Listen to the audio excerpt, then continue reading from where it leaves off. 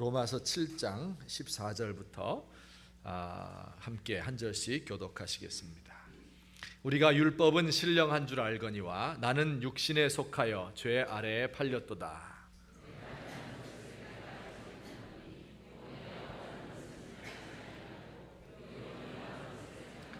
만일 내가 원하지 아니하는 그것을 행하면 내가 이로써 율법이 선한 것을 시인하노니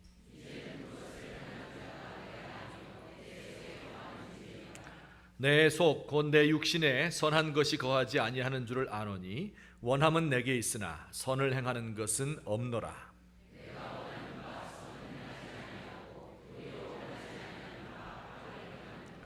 만일 내가 원하지 아니하는 그것을 하면 이를 행하는 자는 내가 아니요 내 속에 거하는 죄니라.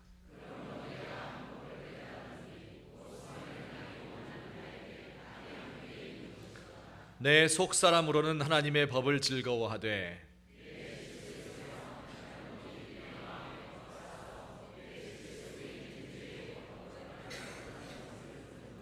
오호라 나는 곤고한 사람이로다. 이 사망의 몸에서 누가 나를 건져내랴. 예수 그리스도로 말미암아 하나님께 감사하리로다.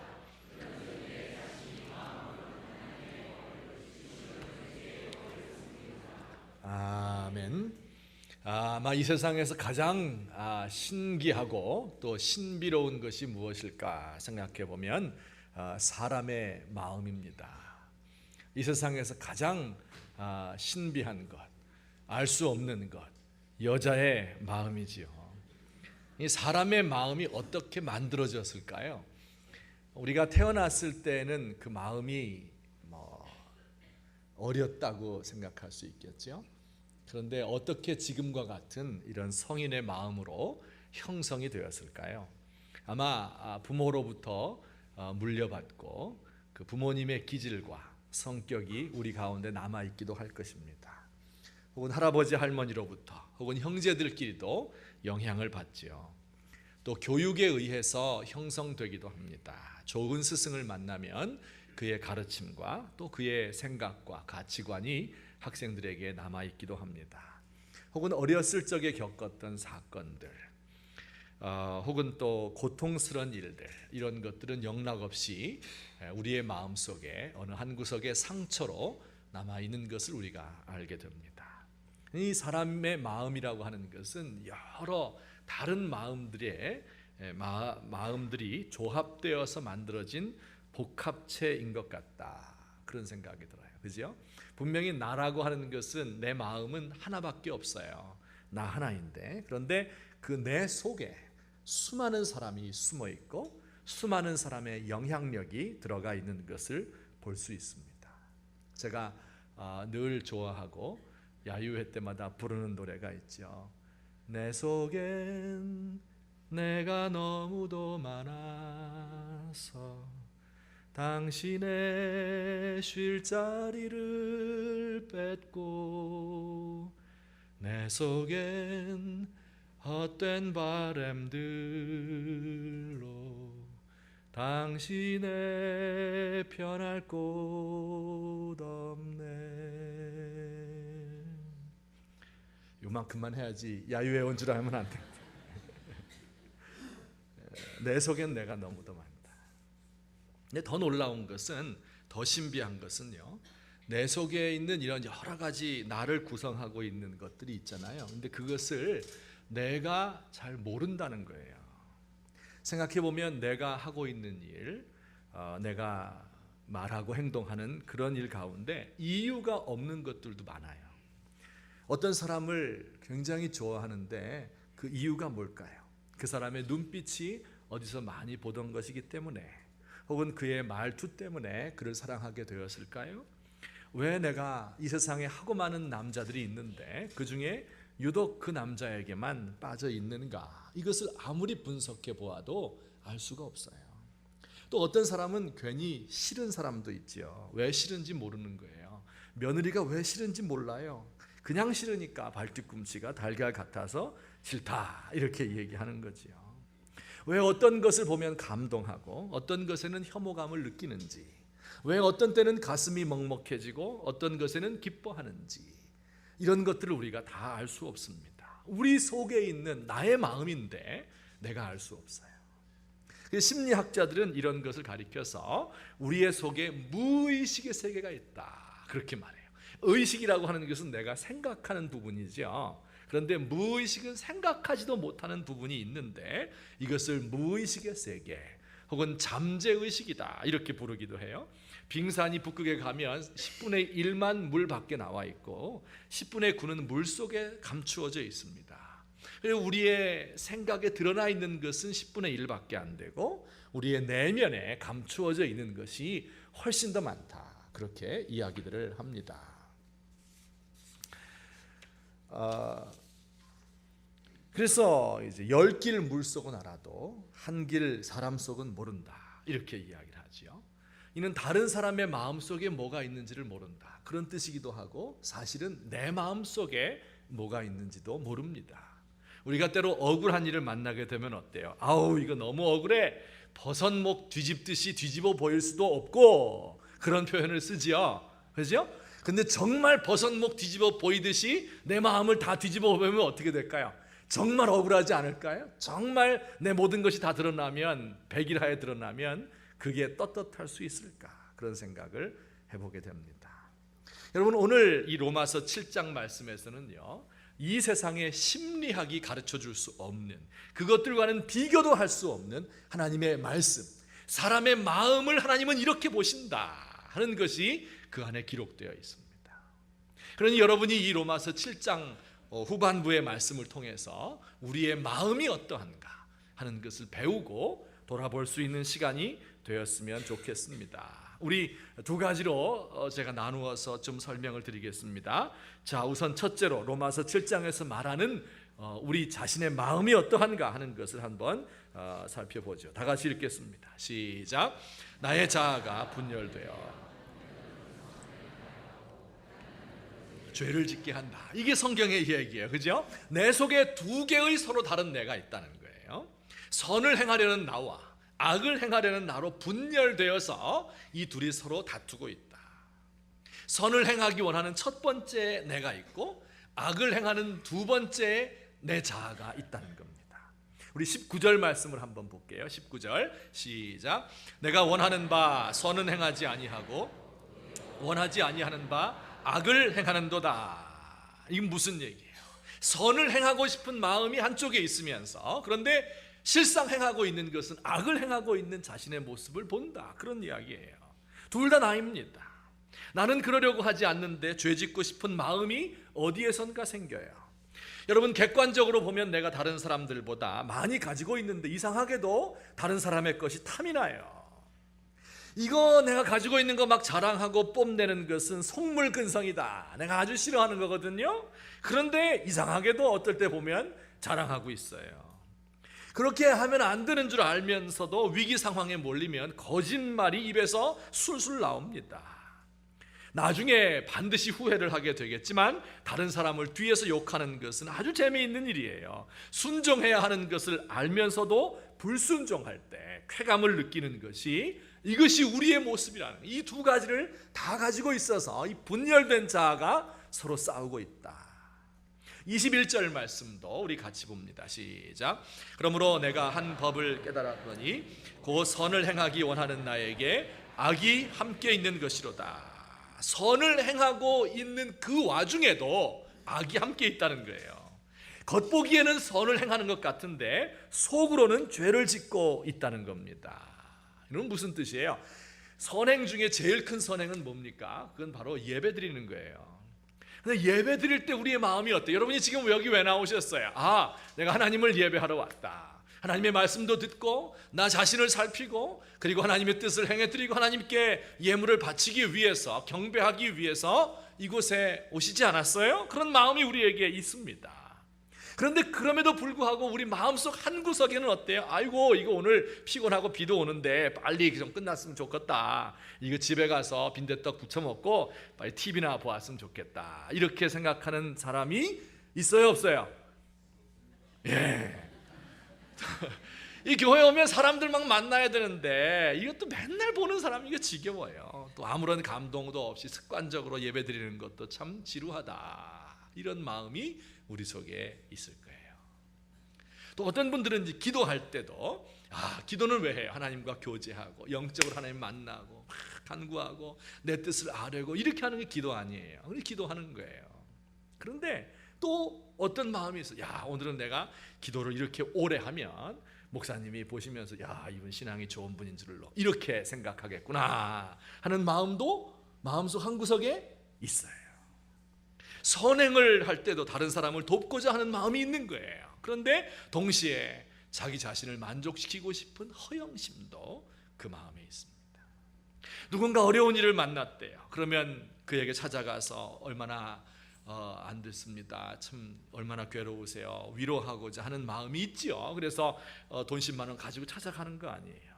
그런데 그런 사람의 마음 한구석에도 그의 아파하는 모습을 보면서 나에게 그런 일이 안 생긴 것을 감사하기도 하면서 속으로는 약간 고소하게 내 그럴 줄 알았다 이런 마음이 있어요. 제가 어떻게 알았을까요? 그런 마음이 있는지를 그건 여러분이 상상에 맡기겠습니다. 어떤 목사님이 교회를 개척하고 30년 동안 봉사하고 물러나면서 우리 교회는 내가 세운 것이 아니라 하나님이 세운 것이 그리스도의 반석 위에 세운 것이다. 내가 한 것은 아무것도 없다. 그러니 내가 물러간 후에 더 부흥성장하면 좋겠다. 이렇게 말씀하셨어요. 아마 진심이었을 거예요. 그런데 속에는 또 무슨 마음도 있어요? 어찌 나 없으면 되나 보자. 후임 목사님이 더 잘하면 질투하고 이걸 방해하고 싶은 마음이 있을까요? 없을까요? 있을 것 같아요. 여러분, 때로는 공적인 자아와 사적인 자아가 달라요.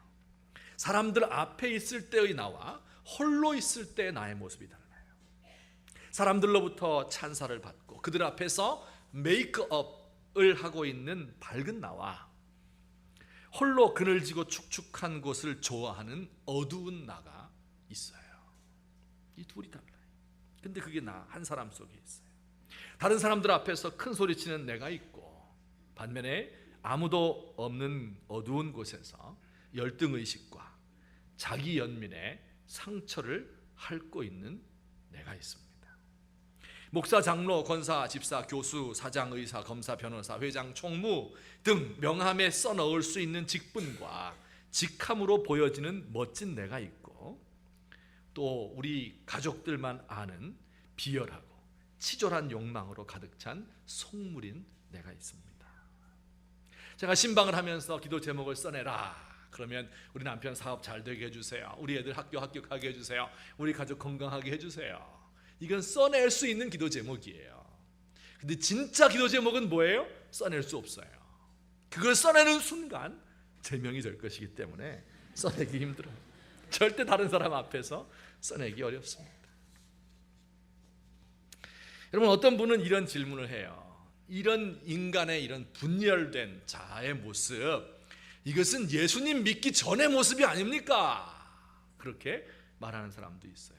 맞아요. 예수님 믿기 전의 모습이에요. 예수님 믿기 이전에 선한 의지가 사람들에게 조금 있기는 해요. 하지만 악한 의지가 더 강한 거지요. 그래서 죄 짓게 만드는 거 믿기 전에 사람들이 불신자의 모습이에요. 그러나 예수를 믿은 이후에도 우리는 이런 모습으로부터 자유롭지 못합니다. 원리적으로는 이미 우리가 주님의 종이 되고 주의 뜻을 행하고 있어요. 죄의 뿌리는 뽑혔지만 이 나무의 뿌리가 뽑혀도 뿌리 없는 식물이 한 일주일 살 수 있잖아요. 그것과 같아요. 뱀의 대가리는 이미 예수님께서 깨뜨려 버렸어요. 하지만 그 몸통이 살아남아서 우리의 마음속에 아직도 이런 갈등이 우리를 자리 잡고 있는 것을 볼 수 있습니다. 자, 그러면 이 악한 나, 이 분열된 이런 모습, 이 두 번째 자아, 이것은 어디에서 온 것이며 그 정체는 무엇일까요? 우리 20절 말씀에 답이 있어요. 다 같이 시작. 내가 아니요 내 속에 거하는 죄니라. 이 말씀이 굉장히 해석하기 어려운 말씀이에요. 이거 아주 시적인 문학적인 표현이고 아주 주의 깊게 보지 않으면 오해할 수 있는 그런 말씀인데 언뜻 보면 이렇게 보여요. 여기 이제 순수하고 건강한 내가 있는 거예요. 근데 내 속에 뭐가 있다고 그랬어요? 내 속에 거하는 뭐예요? 죄가 있어요. 이거 마치 암덩어리와 같아요. 그래서 이 암덩어리를 제거해 버리면 그러면 이제 다시 건강한 모습이 되겠죠. 그것처럼 보여요. 혹은 좀 영적으로 말하면 귀신이 내 속에 둥지를 딱 틀고 있는 거예요. 그럼 어떻게 해야 되겠어요? 귀신 쫓아내야 되죠. 이걸 뭐라 그래요? 축사라 그러기도 하고 축귀라고도 하고 영어로는 엑소시즘이다 이렇게 말해요. 귀신아 물러가라 하는 것을 통해서 내보낼 수 있는 것처럼 돼 있어요. 그죠? 내가 원하는 것을 행하지 않는 이유가 뭘까 하고 자신을 돌아보니까 내 속에 뭐가 있어요? 죄란 놈이 있다고 이야기를 했어요. 그래서 우리가 언뜻 생각할 때는 그 죄란 놈을 마치 외과 의사가 도려내고 그것을 그냥 불로 이 레이저로 확 지져버리는 것처럼 그러면 이 암덩어리가 떨어져 나가는, 그러면 내가 다시 건강하게 되고, 혹은 귀신을 쫓아내서 나사렛 예수 이름으로 쫓아내서 그래서 나를 죄짓지 않게 만드는 걸로 보이게 만드는데 그런 뜻은 아닙니다. 왜 그렇습니까? 이 선을 행하고 싶어하는 것도 나이고 죄를 행하고 싶어하는 것도 나예요. 그게 나예요. 나를 어떻게 떼낼 수 있습니까? 근데 그 두 번째 나의 모습은 정말 보기 싫어요. 그죠? 그 두 번째 나의 모습은 생각도 하기 싫어요. 그것은 너무 생경해요. 그것은 부정해버리고 싶어요. 그런데 그게 어디서부터 나오는지를 모르는 거예요. 그래서 그것을 뭐라고 부른 거예요? 그냥 죄라고 부르자 이렇게 한 겁니다. 그걸 떼어낼 수 있는 성질의 것이 아니에요. 이게 어디서부터 나온지 모르는 거예요. 그런데 언젠가 나의 속에 깃들여 있어서 나로 하여금 이렇게 고통스럽게 만드는 것, 이것이 바로 죄라고 하는 것이다. 내 속에는 이 죄가 함께 포함되어 있다 하는 것을 말씀하고 있어요. 아이고 목사님 뭘 그렇게 복잡하게 생각합니까? 이거 나는 단순한 사람이에요. 목사님 철학을 공부해서 그런지 왜 이렇게 복잡해요? 여러분 제가 지금 철학을 말하는 겁니까? 심리학을 말하는 겁니까?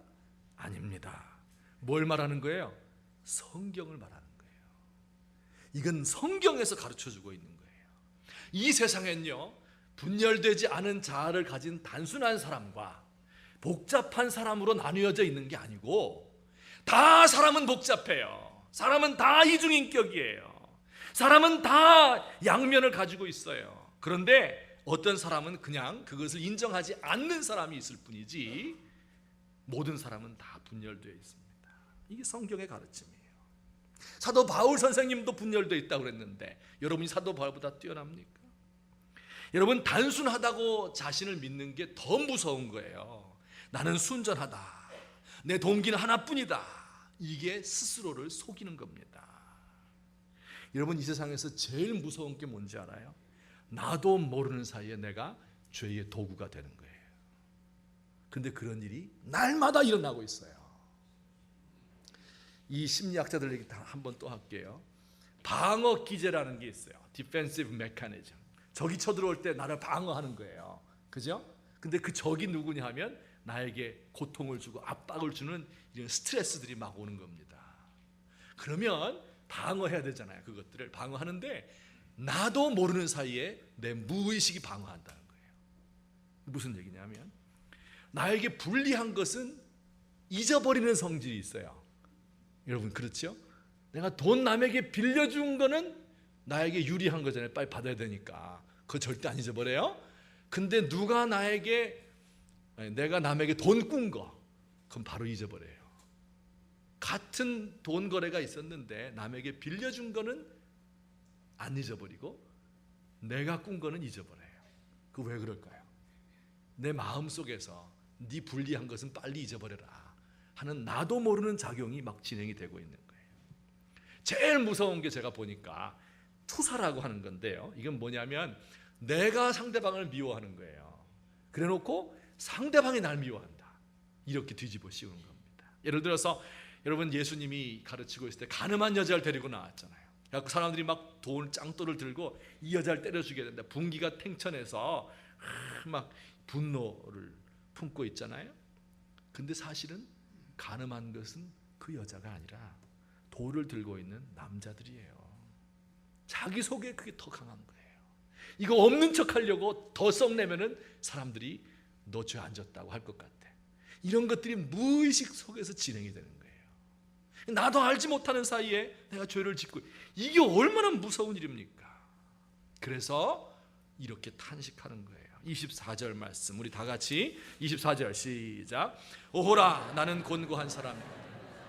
이 사망의 몸에서 누가 나를 건져내랴. 나는 불쌍한 인간이다. 구제불능이다. 왜 이렇게 선을 행하려고 하는데 악이 따라다니는지 모르겠다.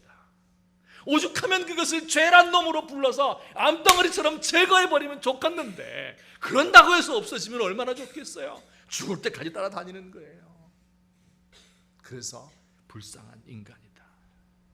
세상에 나처럼 불쌍한 사람이 어디 있느냐, 이렇게 고백을 하는 겁니다. 여러분, 이 탄식이 바로 우리의 탄식이 되어야 돼요. 나는 순전하다 이렇게 믿는 것이 아니라, 나는 분열되어 있다, 나는 죄로 끌려가고 있다, 선을 행하고 싶지만 못한다 하는 것을 인정하고 그것을 받아들이고, 그리고 자신을 깊이 돌아보는 가운데 정말 깊은 탄식이 우리 가운데 있어야 할 줄로 압니다. 이렇게 자기 자신을 인정할 때 거기에서 비로소 탈출구가 열리는 거예요. 치료의 가능성이 생기는 거예요. 내가 병 걸리지 않았다 이렇게 생각하면 병원에 안 가죠. 죽는 거예요. 병 걸렸다 하는 것을 인정하시기를 주의 이름으로 축원합니다. 아멘. 이 로마서 7장에서 이런 식으로 우리의 자아가 분열됐다 이렇게 가르치는 이유가 뭘까요? 그러니까 원래 인간은 그런 거니까 그렇게 죄 가운데 살다가 죽어라, 가망 없어, 그걸 말하려고 한 것은 아니겠지요. 우리 하나님께서 무언가 방책이 있겠죠. 하나님의 뜻이 있겠죠. 그게 뭐겠습니까? 우리 두 번째로 한번 살펴보겠습니다. 다 같이 시작.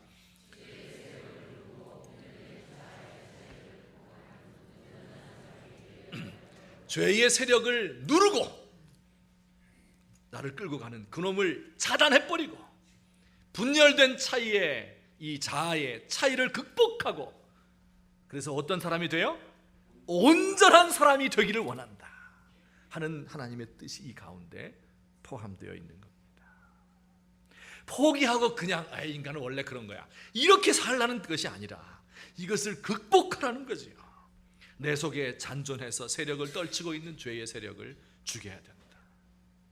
분열된 자아를 통합시켜야 된다. 이런 사람을 가리켜서 인테그리티가 있다 그렇게 말해요. 영어로는요, 성실하고 진실하고 순전한 이런 사람입니다. 성경에서는 이런 사람을 온전한 자다 그렇게 말합니다. 온전한 자다. 말과 행위가 일치하는 사람, 공적인 자아와 사적인 자아가, 남들 앞에 나타나는 나와 보이지 않는 나의 모습이 일치하는 사람, 이런 사람이 되자 하는 것이 하나님의 말씀의 뜻입니다. 그렇게 하기 위해서 자세한 방법은 다음 주에 가르쳐 드릴게요. 다음 주에 꼭 나오셔야 되겠죠. 어디 휴가 가지 말고 일단 다음 주에까지는 꼭 오셔서 이거 들어야 돼요. 근데 우선적으로 필요한 게 있는데, 그 뭐냐면 기초 작업이에요. 하나님의 말씀 앞에서 자기를 깊이 살피는 게 중요합니다. 일단 이게 중요해요. 여러분, 제가 가만히 보니까 우리나라 개신교 성도들, 바로 여러분과 저지요, 성경 지식 엄청나게 많아요. 그러니까 평균적으로 봐서 많다 그 말이에요. 성경 꽤 많이 봐요. 설교 듣습니다. 여러분, 매주일 나와 설교 듣는 교회가 전 세계 교회 가운데 그렇게 많지 않은 것 같아요. 제가 근데 성경도 많이 보고 지식도 많아요. TV 보면 또 설교 들어요. 성경도 여러분 보시잖아요. 해서 성경에 대해서 많이 알아요. 그 정도 알면 됐어요. 좀 이상한데 하여튼 말하고 보니까 하여튼 더 많이 아셔야 되겠지만 꽤 많이 아셔요. 기도도 한국 교회만큼 기도 많이 하는 데가 또 전 세계적으로 많이 없어요. 물론 다 한다는 게 아니니까 새겨 들으세요. 새벽마다 나와서 기도하고, 심야 기도하고, 또 금식 기도하러 산에 가서 기도하고, 1시간씩 기도하고, 이런 사람 그렇게 많지 않아요. 기도 많이 합니다. 근데 진짜 부족한 게 있어요. 그게 뭐냐면 말씀은 많이 아는데 지식적으로 아는 거예요. 머리에서. 그 말씀에 따라서 정말 내가 그런가? 내가 정말 이것을 믿는가? 정말 그 말씀을 순종하는가? 이것이 부족한 거예요. 그 말씀으로 자기를 살피는 것이 부족합니다. 시편 139편에 제가 너무 좋아하고 제 모토로 늘 삼는 말씀이에요. 다 같이 시작. 하나님이여 나를 시험하사 내 뜻을 아옵소서. 내게 무슨 악한 행위가 있나 보시고 나를 영원한 길로 인도하소서. 이건 무슨 뜻일까요? 여러분, 이 시편을 지은 기자는요 대단히 자기를 살피는 사람이었습니다. 기도 중에서 자기를 깊이 돌아보았습니다. 뭐 하겠어요? 죄 있나? 이걸 살펴보는 거예요. 우상 숭배한 적이 있나? 부모를 거역한 적이 있나? 살인하고 미워한 적이 있나? 간음하는 마음이 있나? 돌이켜보았어. 탐내는 것이 있나? 없어요. 그럼 어떻게 되겠어요? 하나님, 나 이제 죄 없습니다. 그런데 하나님 보실 때는 자신이 없는 거예요. 내가 내 머릿속에 10분의 1 그 빙산의 위에 드러난 부분은 죄가 없어요. 근데 그 밑에 이렇게 있는 죄가 언제 튀어나올지 모르는 이 악한 어두운 부분이 있지 않을까. 그래서 하나님께 기도하는 거예요. 하나님이여 나를 살펴주세요. 무슨 뜻입니까? 내가 나를 살폈는데 죄가 없어요. 하나님이 저보다 눈이 밝으시잖아요. 하나님께서 나를 좀 살펴주세요. 그런 뜻입니다. 나를 시험해 주세요. 이건 뭐예요? 편안할 때는 우리가 그냥 잘 믿는 것 같거든요. 근데 어려움 닥치면 그 사람 시험에 빠지고 죄 짓잖아요. 그러니까 나를 한번 시험해 보아서 그래서 내가 죄 짓는지 아닌지 내 속에 무엇이 있는지 이것을 하나님이 좀 알려주시기 원합니다. 그런 뜻입니다. 엄청난 기도입니다. 놀라운 신앙의 고백입니다. 오늘 저와 여러분 가운데 이런 고백이 우선 있어야 돼요.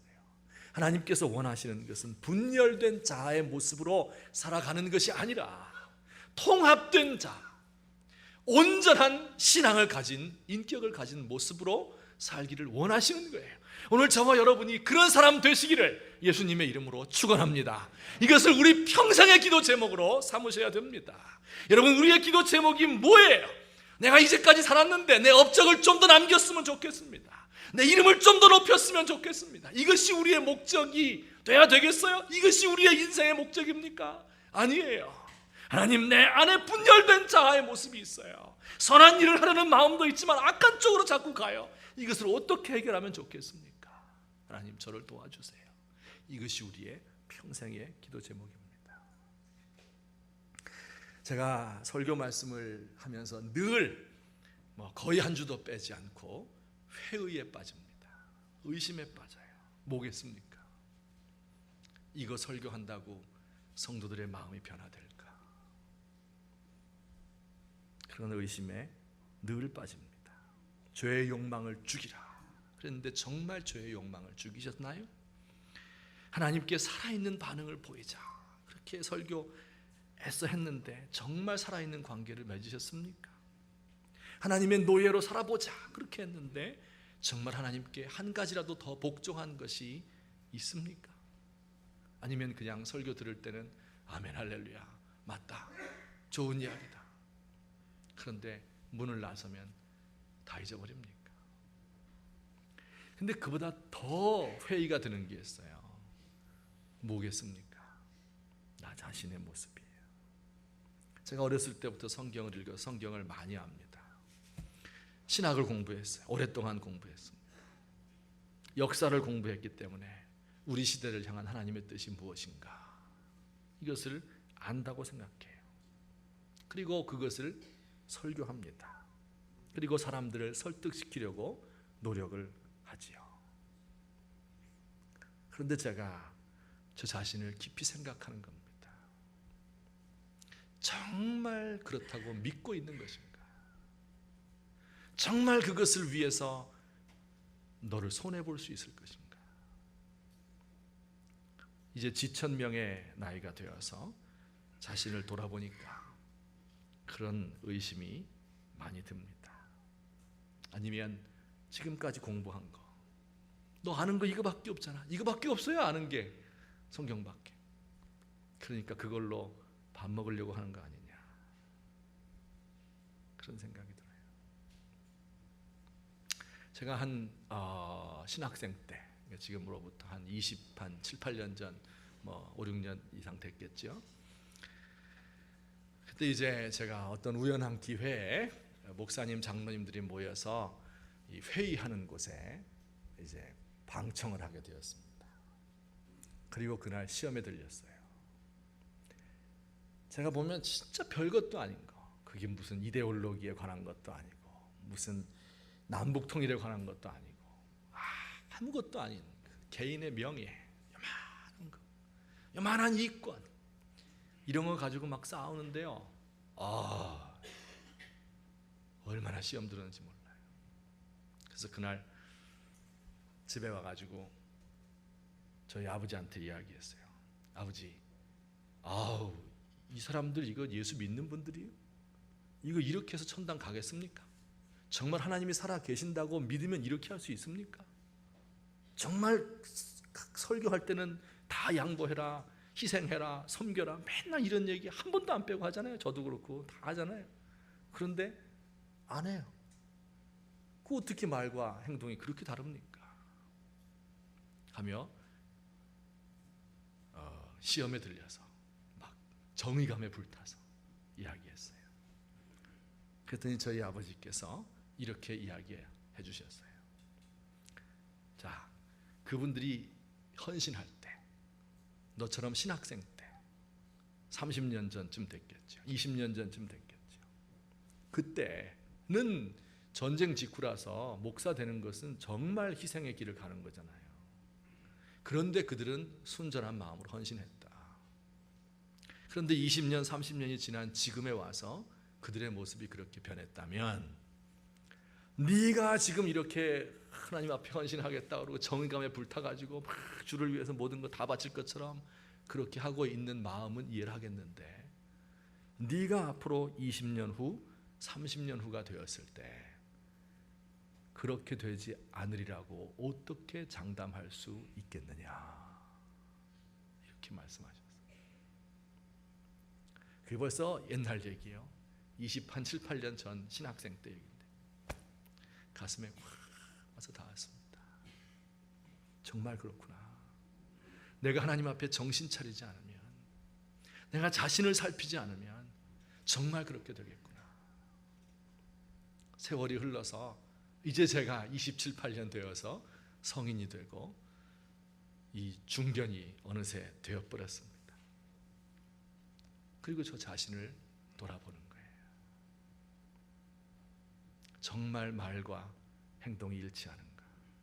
정말 가르치는 것을 믿고 가르치는가?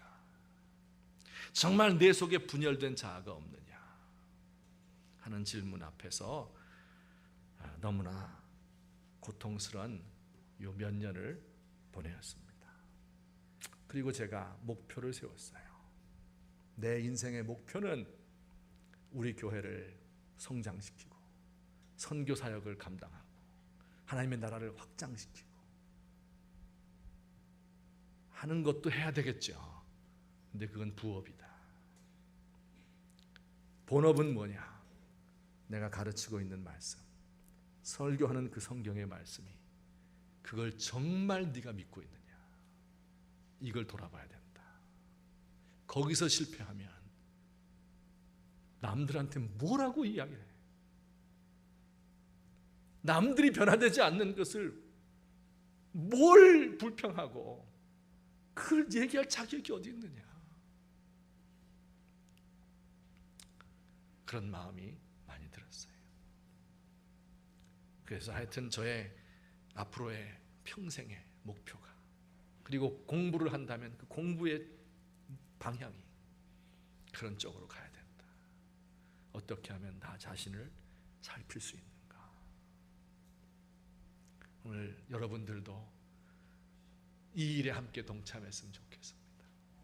우리가 지천명의 나이가 되고 하늘의 뜻을 알고 60이 되면 귀가 순해지고 70이 되시면 종심소욕이나 불육으라 내 마음대로 해도 법도에 어긋남이 없는 이러한 완성된 인격, 온전한 사람, 이런 사람이 되는 것을 우리의 생애의 마지막 목표로 삼으시기를 주의 이름으로 축원합니다. 근데 끝나야 되는데 한 가지만 더 준비한 거니까 말씀드리고 마치도록 할게요. 한 5분만 말씀드리면 됩니다. 결론이에요. 이 로마서 7장에서 우리가 공부했던 이 자아의 분열상, 오호라 나는 공고한 사람이다 라고 탄식하는 그 모습이 믿음이 약한 사람의 탄식이겠습니까? 믿음이 강한 사람의 탄식이겠습니까? 이거 어려운 문제예요. 그렇게 단순하지 않습니다. 여러분, 이것 때문에 한 2000년 동안 신학자들이 싸웠어요. 얼마 동안? 2000년 동안 싸웠어요. 이게 간단한 대답은 절대 아닙니다. 그래서 제가 하여튼 생각을 많이 하면서 이런 결론을 내렸어요. 우선 첫째로는요, 요 고백은 오호라 나는 공고한 사람이다, 죄가 내 속에서 나를 잡아간다, 이건 일단은 신앙이 약한 사람의 고백이에요. 그렇죠? 신앙이 약하니까 이렇게 돼요. 신앙이 강하면 어떻게 돼요? 점점 온전하게 되잖아요. 점점 하나님께 가까이 가잖아요. 그 분열된 자아가 극복이 되잖아요. 이게 이제 신앙이 좋아지는 과정이니까 일단은 신앙이 약한 사람의 고백이다, 이렇게 생각이 됩니다. 우리 그림 보여주세요. 그 그림에 보면 A는 하나님을 사랑하는 나예요. B는 세상을 사랑하고 죄를 짓는 나예요. 이게 이렇게 벌어져 있었거든요. 이게 달랐거든요. 이게 그 갈등을 일으켰거든요. 근데 이게 이제 점점 가까워져서, 그래서 이 죄는 점점 죽어지고, 그리고 하나님의 뜻에 맞게 온전한 자아가 되어가는 모습을 그린 거예요. 그러니까는 저 끝에 있으면은 죄가 많은 거고, 점점 가까워질수록 하나님과 가까워지면서 분열된 자아가 극복되겠죠. 자, 그런데 그림 두 번째 보세요. 첫 번째 그림을 확대시킨 거예요. 그 꼭지점 부분을 크게 확대시켜 보았습니다.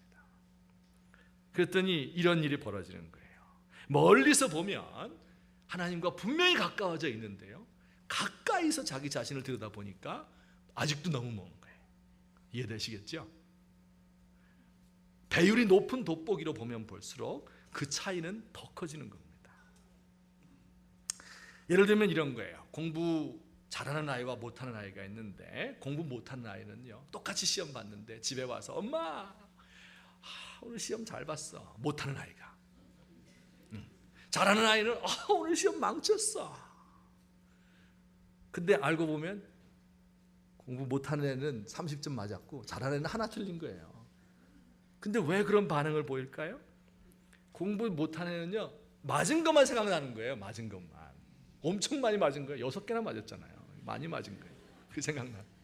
근데 공부 잘하는 애는 틀린 것만 생각나는 거예요. 하나 틀렸네. 오늘 어떡하지?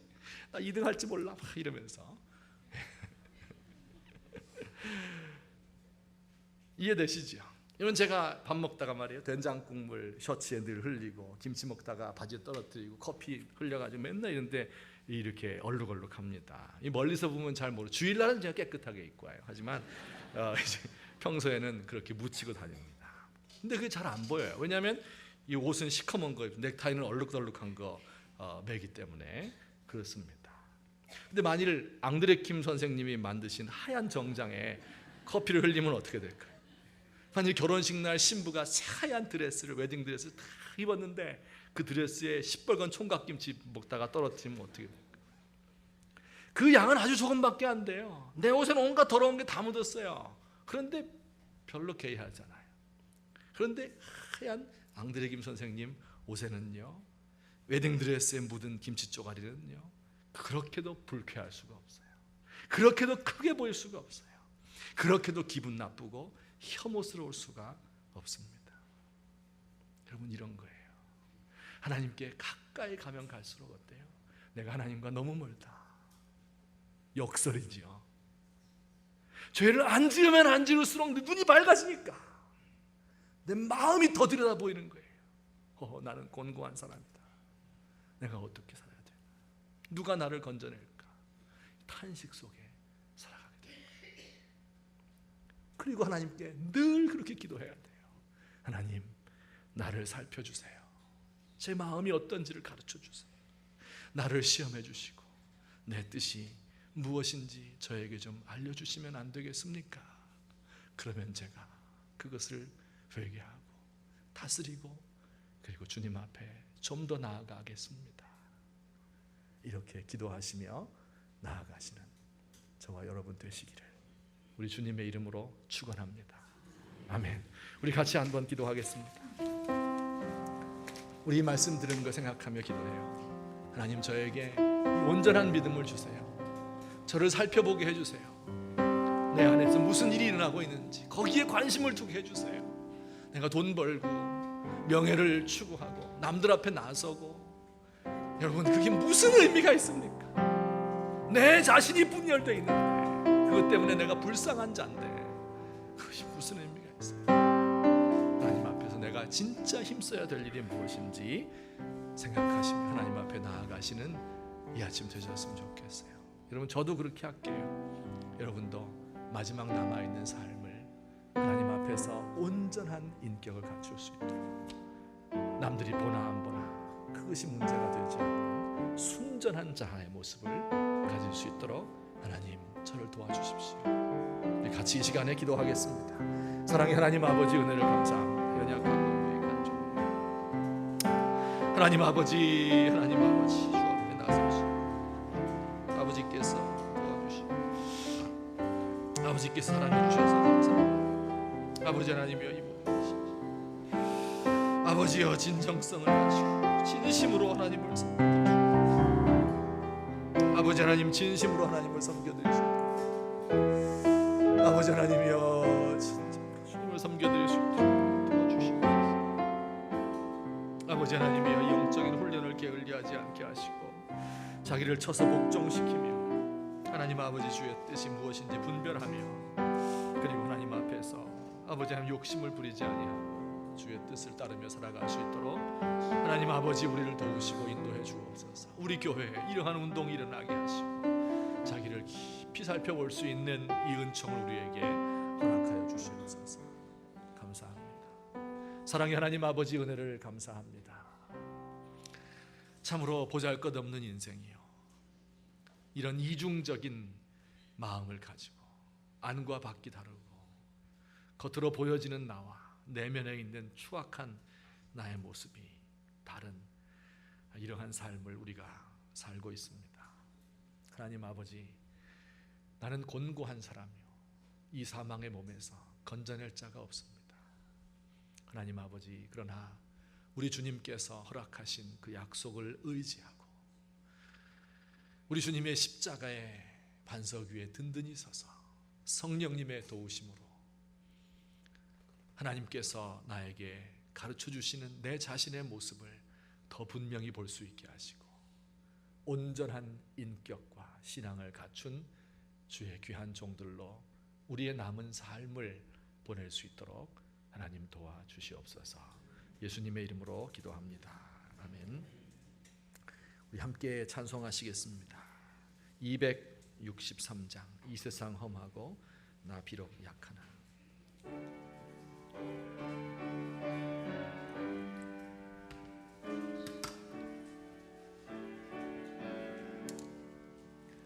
이 세상 험하고 나 비록 약하나 늘 기도 힘쓰면 큰 권능 얻겠네.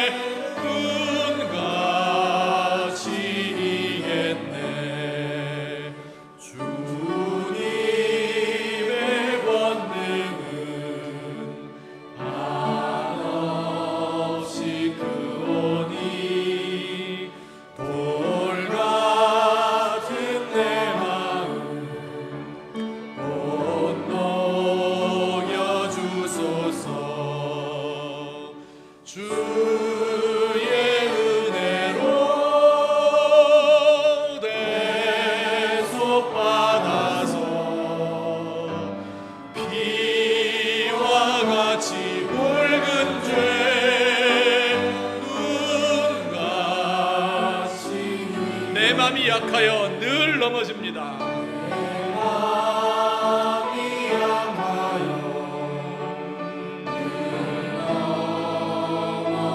주 예수 힘주사 굳세게 하소서.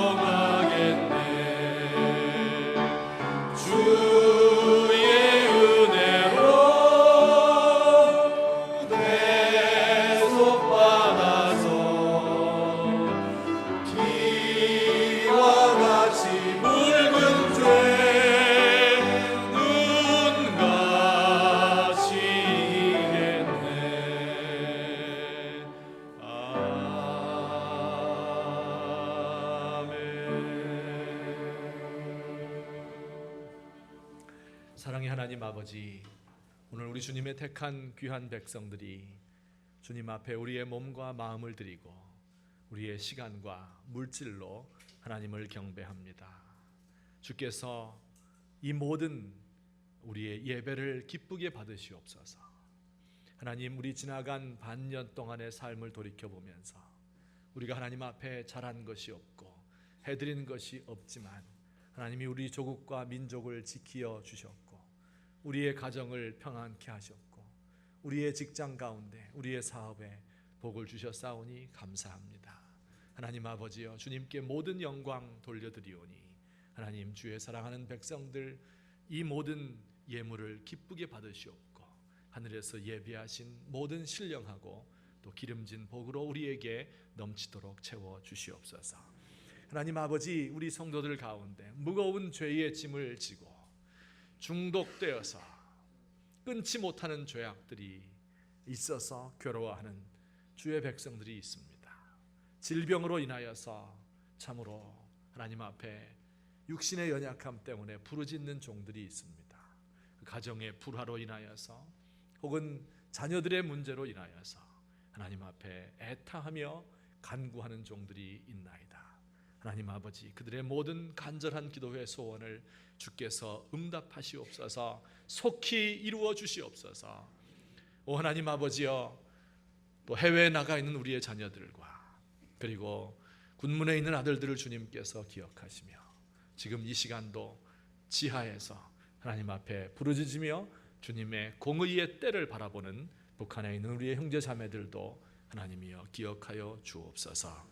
이제는 우리 주 예수 그리스도의 은혜와 하나님 아버지의 사랑과 성령님의 교통하심이 오늘 이 시간 주님 앞에 나와서 나 자신을 깊이 살피며 나는 곤고한 사람입니다, 주 앞에 고백하고 그러나 하나님의 은혜 가운데서 온전한 사람이 되기를 원하는 주의 사랑하는 백성들 머리 위에 지금부터 영원토록 함께 계실지어다. 아멘.